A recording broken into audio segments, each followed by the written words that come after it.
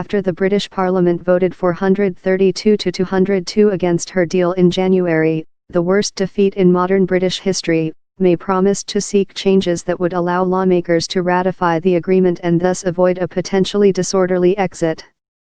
On her way to Egypt for an EU Arab League summit, May said further meetings in Brussels on securing changes to the deal ruled out a so-called meaningful vote in Parliament this week. Instead, the new high noon for Brexit, May and the British Parliament will be on March 12, just 17 days before Britain is due to leave on March 29. It is still within our grasp to leave the European Union with a deal on the 29th of March, and that is what we are working to do.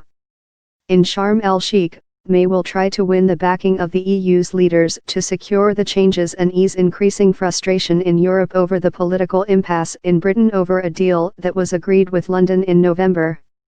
We have been having positive talks with the European Union. As you know, I was in Brussels last week, ministers were in Brussels last week, my team will be back in Brussels again this coming week. They will be returning to Brussels on Tuesday, May said. I think what's important that we are still in that process of working with the EU, looking at the ways in which we can resolve the challenge that Parliament raised. Ticking clock. Both Britain's major parties fractured last week, losing lawmakers who cast their former parties as broken remnants of a political system that was in meltdown. Some lawmakers will seek to grab control of Brexit in a series of votes in the British Parliament on February 27, though such attempts have previously been defeated as May sought more time to get a deal. Before she set off for Egypt, 3 members of her cabinet publicly split with government policy and said they would side with rebels and opposition parties to stop a no-deal Brexit. What we have seen around the cabinet table, in the party and in the country at large, is strong views on the issue of Europe.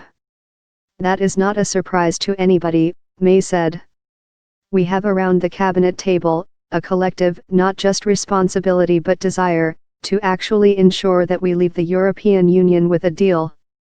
Senior figures in the opposition Labour Party said on Sunday it was moving closer to supporting another Brexit referendum and could do so as soon as early as this week. Labour leader Jeremy Corbyn has so far stuck to Labour policy to keep the option of a second referendum on the table if May's government fails to secure a deal with Brussels that can break an impasse in Parliament. But when asked whether this would be the week Labour comes out in support of a second referendum, the party's deputy leader, Tom Watson, told BBC TV, "It might be. We are getting closer to that point."